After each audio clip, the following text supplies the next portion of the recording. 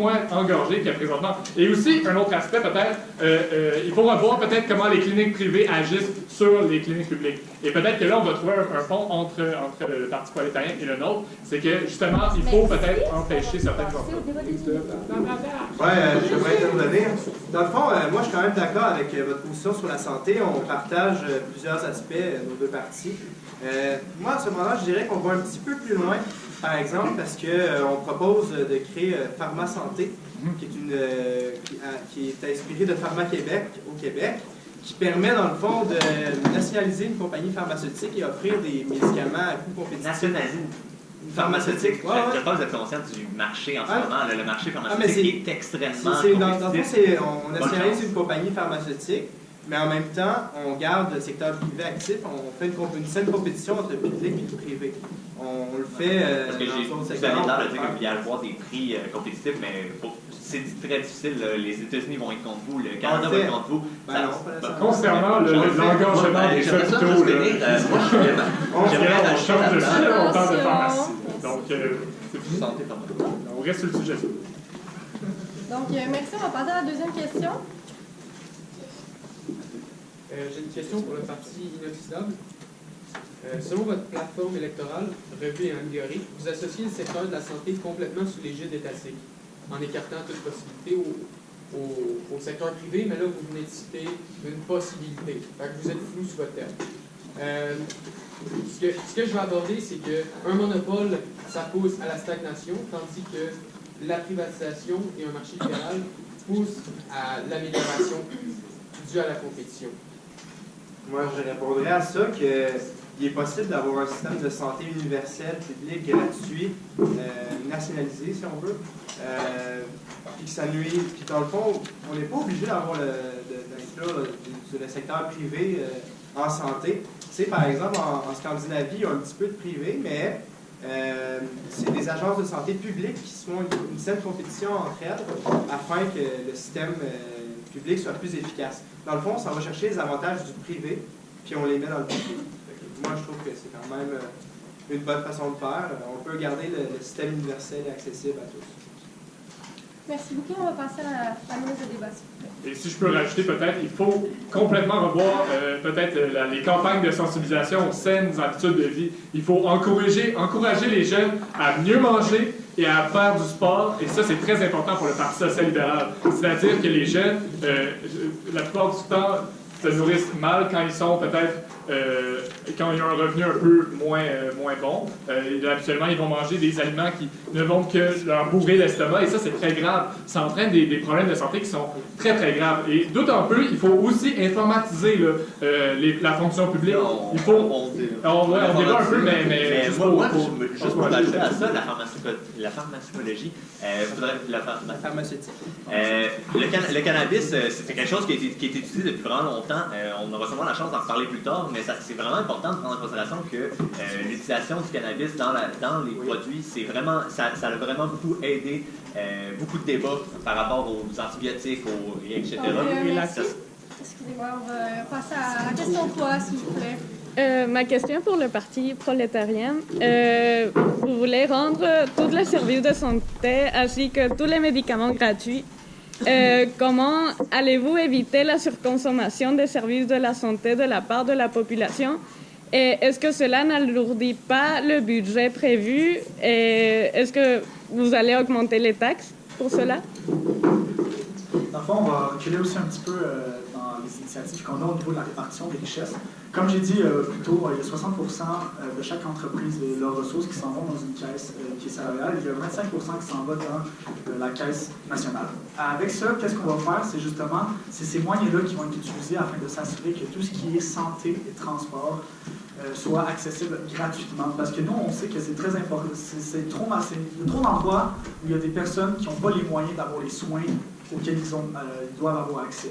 Nous, avec ça, il n'y aura aucun surplus. On s'est assuré que toutes les richesses soient réparties de la bonne façon. Et que, comme ça, à ce niveau-là, tout le monde va avoir accès à la santé, parce que c'est un des domaines qui est le plus important.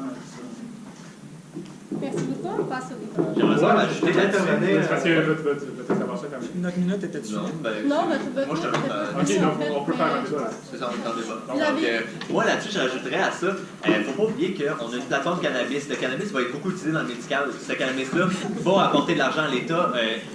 Ça a été prouvé là, en Californie, les profits qui sont faits avec ça va pouvoir aider à payer ces médicaments-là gratuits. Puis c'est vraiment une bonne façon d'avoir une prévention, l'utilisation du cannabis dans toutes les sphères de la vie. C'est bien le cannabis, c'est vrai. Là, ça va être la minute de débat. C'est très bien, mais pour Donc autant, c'est il y a le aucun- débat. C'est très bien le cannabis, comme tu dis, mais jusqu'à maintenant, on est la seule plateforme avec la coalition à avoir proposé une solution qui inclut l'utilisation du cannabis dans la santé. Et c'est pourquoi on se retire de tout ce qui est idée ancienne du communisme. On va de l'avant avec notre Ok, plateforme. On ouais, utilise c'est le cannabis, bon, on a des c'est nouvelles façons de Je voulais Mais dire tu voulais, que- ça arrête pas. Ok, juste pour peut-être. Vous allez dire augmenter les taxes. Quoi? Augmenter les taxes, ça s'est jamais vu dans aucun régime communiste. Jamais.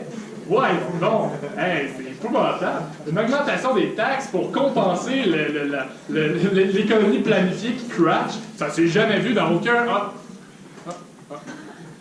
Non, j'ai plus de doigts. Il y a quelques exemples, hein? Mais, ouais, moi, ce que j'aime avec vous, c'est que vous êtes vraiment idéaliste. Mais ce que j'aime moins, c'est que vous n'êtes pas très réaliste. Ah, une licorne! Puis, Wow! Ouais, c'est ça. Non, mais moi, ce que je trouve c'est aussi, c'est qu'en ce moment, tout ce qui se passe, c'est que les partis autour de moi se battent pour continuer un statu quo qui mène nulle part, alors que nous, ce qu'on propose, c'est quelque chose de réalisable, même si c'est On va idéal. passer à la prochaine question, s'il vous plaît. Donc, la question est adressée au Parti Économie verte. Un système de santé gratuit n'élèverait-il pas considérablement les impôts pour les contribuables? Ben non, non, ça ne l'augmenterait pas vraiment. Tout le monde à la table ici ont le même but d'avoir une santé gratuite. Les impôts, nous, on va rechercher avec nos 10 paliers d'impôts. Vous irez voir, il y a même un budget qui a été publié. Les 10 paliers d'impôts fait en sorte d'aller rattraper les trous qu'on va avoir. La santé accessible pour tous, je pense que ça a été vu, ça a été démontré. Et si on regarde au Québec, c'est fait, ça peut se faire. Il faut se fier sur ces études-là. Je n'ai pas les sources avec moi présentement, mais fiez-vous avec mes attachés, puis ils pourront... avec mes attachés, ils pourront vous le ramener. Puis encore une fois, sans me répéter, n'oubliez pas que le cannabis médical, c'est une des bonnes façons d'avoir une entrée d'argent dans notre chose. Et non, je ne fumerai pas un joint, mais je vais utiliser le cannabis et le THC à l'intérieur du cannabis et le CBD qui permettra de guérir et permettra de prévenir. Merci.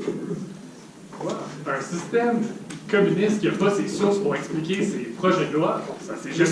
Les sources sont disponibles. Il faut simplement, après le débat, si vous voulez, on peut vous référer à nos attachés qui maintiennent toutes les sources. Moi, je veux juste dire un truc. Mais je trouve ça intéressant de voir le cannabis comme une panacée puis une réponse à toutes nos questions. Mais en même temps, je suis comme... Ben, tu sais, le cannabis, c'est un peu mitigé au niveau de la santé. Que ça, pour certains aspects, c'est pas si bon que ça. Trouvez-moi les sources. Ben, moi, je peux dire, J'ai des sources en ce c'est moment. contesté. J'ai mes experts. Ben, moi aussi, Ça peut être- c'est comme ça depuis les années 60, mais on peut les avoir, il faut juste nous les rapporter après.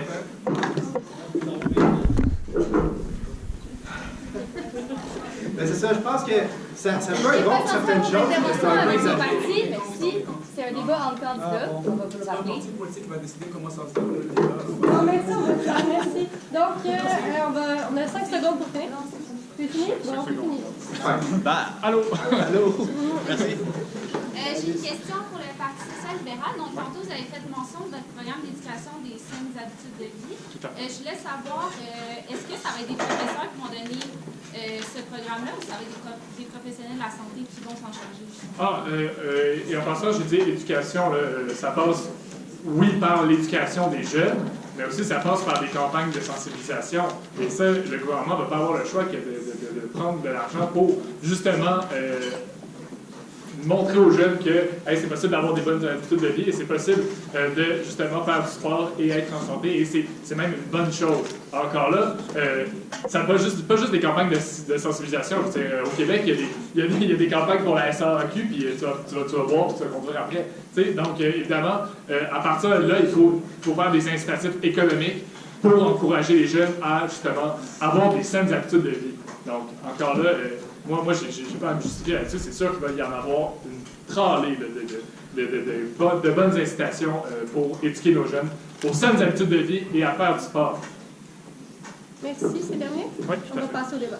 Nous, avec le Parti prolétarien, on se rallie un petit peu à cette idée-là que c'est très important, la santé, il faut que ça commence très jeune. C'est pour ça que nous, on propose concrètement des cours de nutrition dès le primaire. Déjà comprendre c'est quoi les 4 groupes alimentaires, etc., c'est très important. Donc, nous, on se dit que le futur est dans la jeunesse, et on part de là. On va s'assurer que la jeunesse soit éduquée, autant au niveau de la santé que dans tous les autres aspects sociaux. Donc, en effet, c'est la santé, l'accès à la santé, l'accès à l'information sur la santé, c'est un aspect très important. Faut pas oublier. Faut pas oublier aussi, de notre côté, l'éducation. Nous, on prône d'avoir moins d'étudiants par classe, ce qui va faciliter l'éducation beaucoup plus rapide des enfants. Peut-être permettre de voir une matière plus large. Puis oui, je suis d'accord avec ce que j'ai dit, la santé est vraiment importante. Donc, je ne pense pas qu'il y ait de débat ici, on parle. Juste rappeler, s'il vous plaît, les murmures en arrière, on les entend en avant. Ce serait gentil de faire des murmures vraiment silencieux. Pas murmurer, pas. C'est ça que je veux dire. Prochaine question. J'ai une question pour la coalition du Parti Économie verte. Vous voulez donner plus de pouvoir aux infirmières pour désengorger le système de santé, mais si on suit un autre système de santé déjà nationalisé, exemple au Québec, les infirmières se plaignent d'être surchargées. Craignez-vous pas ce problème-là et comment comptez-vous les dédommager pour cette surcharge? La surcharge est un résultat d'un manque de ressources. Il n'y a pas assez d'infirmières, ce qui fait une surcharge de travail. Nous, on va s'assurer qu'il y ait assez de ressources humaines pour combler cette charge-là. Et en plus de ça, on va leur permettre justement d'avoir plus de pouvoir au niveau de la santé, ce qui va justement monter l'importance de l'infirmière dans le système de la santé, alors qu'on trouve que à trop d'endroits, c'est une profession qui est sous-évaluée. Donc, on va vraiment s'assurer qu'il y ait plus de ressources, plus de responsabilités, et donc une meilleure considération de l'emploi.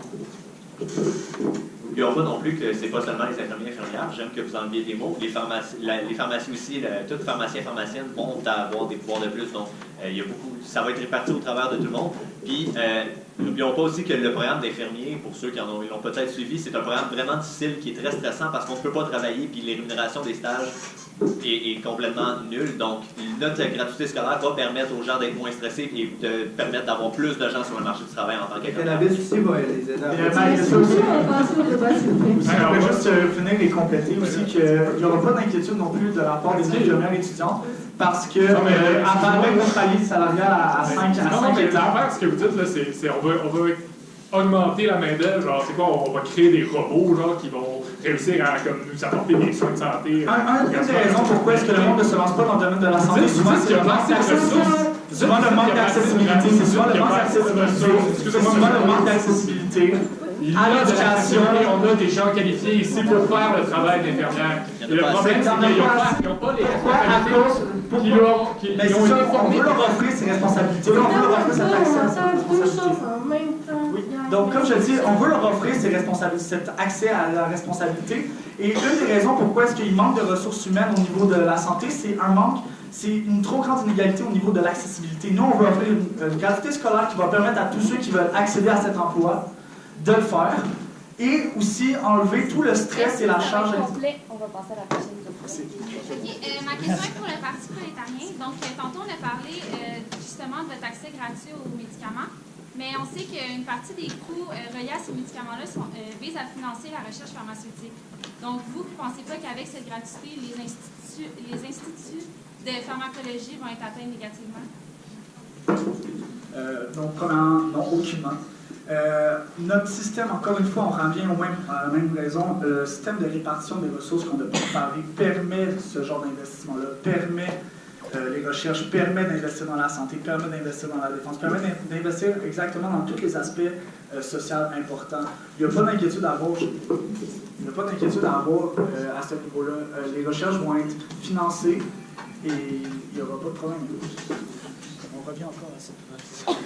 Je peux répondre 3 fois à la même question de la même façon. Là, je veux dire, à un moment, il faut... Désolée, ma question a été faite avant le débat, donc ça, il faut avoir des commentaires sur les questions qui ont été préparées. C'est pas la première fois que... Il vous reste 20 secondes. Est-ce que vous voulez les utiliser? Non. On partait dans le débat. C'est vrai que c'est difficile, hein, des fois, la relation entre le Parti prolétarien et les médias. Je sais, moi, j'ai des personnes dans mon propre caucus qui se sont fait bafouer Parce que ils se sont fait limiter leurs commentaires sur Facebook par le Parti prolétaire. Donc, je sais, des fois, le communisme et liberté d'expression, ça va pas super bien ensemble. Donc, évidemment, bon, mais encore une fois, on revient un peu à la même J'aimerais qu'on retire aussi toute caricature face à notre parti, comparé à la dictature. Trouvez vos sources qui rallient notre parti à la dictature, et après ça, on pourra parler. Ben là, vous dites que c'est du marxisme scientifique, puis vous citez quasiment Lénine, puis Trotsky, tout ça. C'est difficile de Ok, je vais vous ramener à notre plateforme. On a cité, la seule raison pour laquelle on a cité Lénine, c'est pour dire qu'on se retirait de cet aspect communiste-là. Donc, je vais vous demander de voler notre plateforme si vous voulez commenter sur notre. Mais ça sonne tout comme du communisme, votre plateforme. C'est comme. Effectivement, parti prolétaire. C'est tel quel, là. Collectivisation des moyens de production, des communistes. Merci, ça va être tout. Prochaine question. Donc, la prochaine question est pour le parti inoxydable. Donc, en ce qui concerne votre projet de créer un monopole étatique des entreprises pharmaceutiques.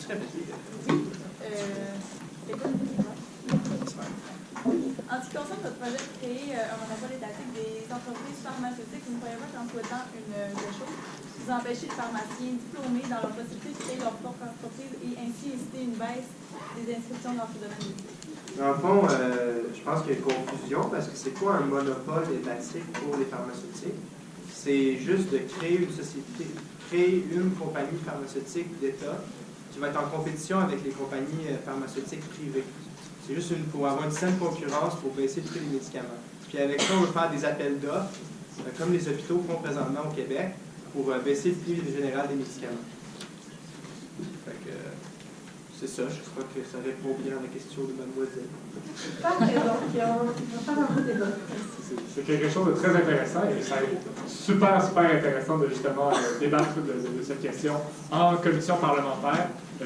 Parce que oui, on va avoir un parlement où est-ce qu'il va y avoir des idées qui vont s'échanger. Je serai heureux de croiser le pas avec vous.